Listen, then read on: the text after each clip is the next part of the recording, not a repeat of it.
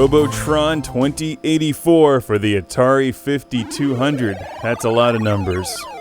And I talk about Robotron all the time. It's one of my favorite games. Hard as nails, but unbelievably addictive and fun. Atari 2600 owners were denied the privilege of Robotron 2084, but 5200 owners got this game cartridge in 1983. And it's excellent considering how old this is, and that it's remade for a home console. Very well done.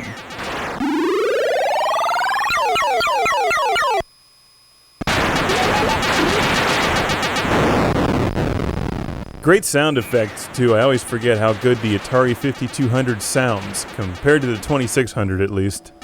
The first thing you'll notice if you're familiar with Robotron gameplay is how crowded the screen feels compared to normal. It's as if all of the characters have swelled. They've gained weight.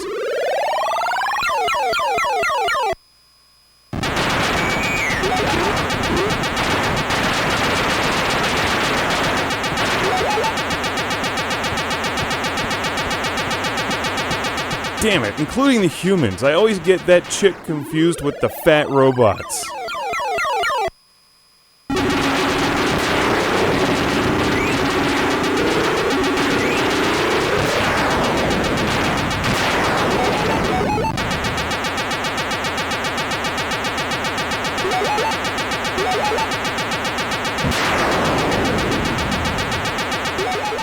Yeah, basically, since everyone is a little bit wider in this version, it's very tight. It's difficult to move around, and feels much more claustrophobic than just the normal Robotron 2084 with waves of enemies trying to kill you.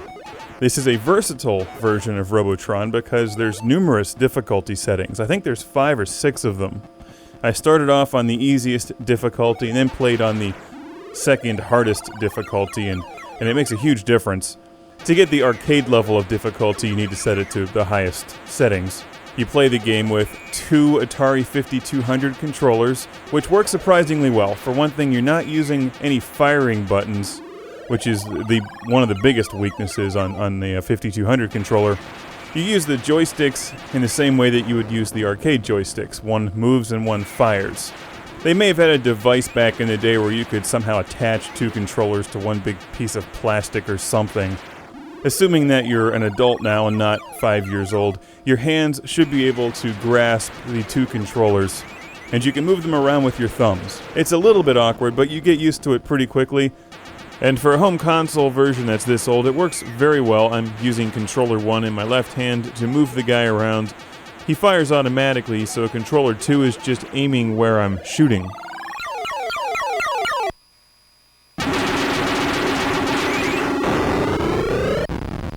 Not bad at all, unless you're a die-hard Robotron 2084 fanatic and want to play every version of Robotron ever created. This would not be my first choice to recommend to you to run out and buy this copy with an Atari 5200 just to play Robotron. You can get an excellent version on Xbox Live Arcade. There's one on a Williams Greatest Hits disc for the PlayStation 1, as well as numerous other versions of Robotron out there. Ideally, you should find an arcade stand-up machine, but they're in short supply these days. Game over! Big pleasing yellow letters, gotta like that.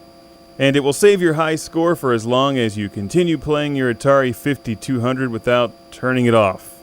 You select the difficulty using the star key on your Atari 5200 controller. Silly me, the Atari 2600 controller does not have a keypad. Nor does it have a version of Robotron 2084, which is probably a good thing. I can't imagine the 2600 would have run this game very well. It does a nice job with Dig Dug, but there's not nearly as many things attacking you in Dig Dug. This is not the greatest version of Robotron 2084, but it is impressive, given the age. The 5200 does a nice job with this one, and if you have a 5200 collection, you've probably already got this game. But if you don't, and you're starting to build a 5200 collection, check this one out, one of the better titles.